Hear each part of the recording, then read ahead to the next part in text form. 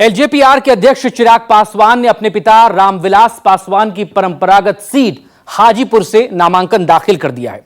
इधर बिहार की सारण सीट से मौजूदा सांसद राजीव प्रताप रूडी ने भी अपना नॉमिनेशन फाइल कर दिया। सारण सीट पर रूडी का मुकाबला लालू यादव की बेटी रोहिणी आचार्य से होना है।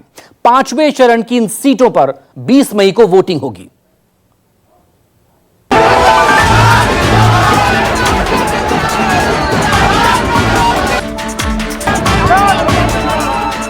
पहली बार पापा रामविलास पासवान की कर्मभूमि से चुनाव रण में उतर गए चिराग पासवान।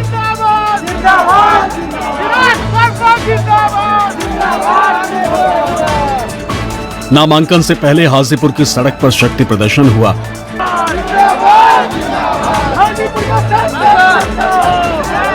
मां रीना पासवान के साथ रथ पर सवार चिराग पासवान को बीजेपी नेताओं का भी साथ मिला। केंद्रीय मंत्री नित्यानंद राय और बीजेपी सांसद रामकृपाल यादव भी चिराग के सारथी बने। हाजीपुर में चिराग पासवान का मुकाबला आरजेडी के शिवचंद्र राम से होना है।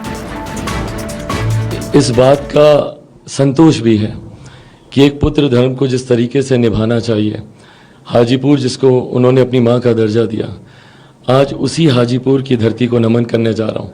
वही हाजीपुर के लोगों से उनका आशीर्वाद लेने जा रहा हूं और उम्मीद है, पूरा विश्वास है कि जैसे पापा को हमेशा हाजीपुर के लोगों ने सर आंखों पर बैठाया, ढेर सारा स्नेह और आशीर्वाद दिया, वही प्यार और आशीर्वाद मुझे भी मिलेगा।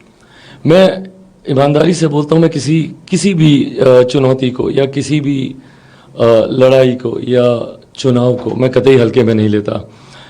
ज़रूरी है हर पल आपको अपना 100% आप देते रहें। ईमानदारी से आप प्रयास करते रहें, अंतोगत्वा आप जनता के दरबार में है, अंतिम फैसला जनता को ही लेना।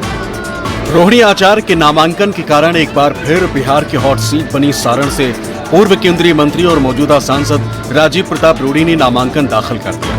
लालू यादव और उनके समधी को इस सीट से हरा चुके राजीव प्रताप रूडी का मुकाबला इस बार लालू यादव की बेटी रोहिणी आचार्य से है और लालू यादव ने रोहिणी को संसद पहुंचाने की खातिर सारण में ही डेरा डाल दिया।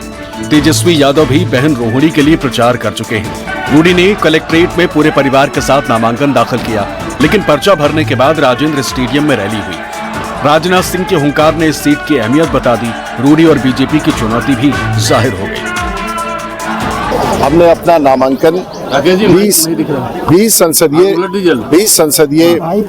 सारण संसदीय क्षेत्र के लिए दर्ज किया और आप सब लोगों को बताना चाहूंगा कि ये प्रक्रिया संवैधानिक और जिसके खतरा के बारे में कल कोई राष्ट्रीय जनता दल के नेता ने कहा, तो अगर संविधान पर खतरा होता तो हम और आप यहाँ पर खड़े होकर के और रिटर्निंग ऑफिसर के पास खड़े होकर के शपथ नहीं लेते।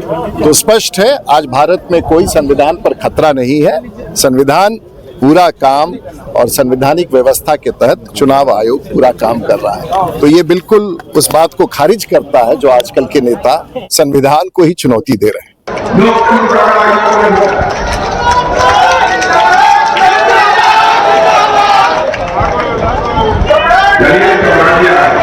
इसलिए मैं आप सबके लिए करना चाहता हूँ, आप सभी का संपूर्ण समर्थन भारतीय जनता पार्टी और जनता दल के प्रत्याशी जहां भी एनडीए का प्रत्याशी जहां भी हो उसे प्राप्त होना चाहिए। और आगे साहब उसी का हमारा प्रश्न है, उनसे आप सभी लोग अच्छी तरह जमकर हमारे साथ अपने क्षेत्र की सेवा। जमीन पे रहेंगे तो पता चलेगा कि नहीं लगा उनका सुफरा साफ हो गया भाजपा का, एनडीए का।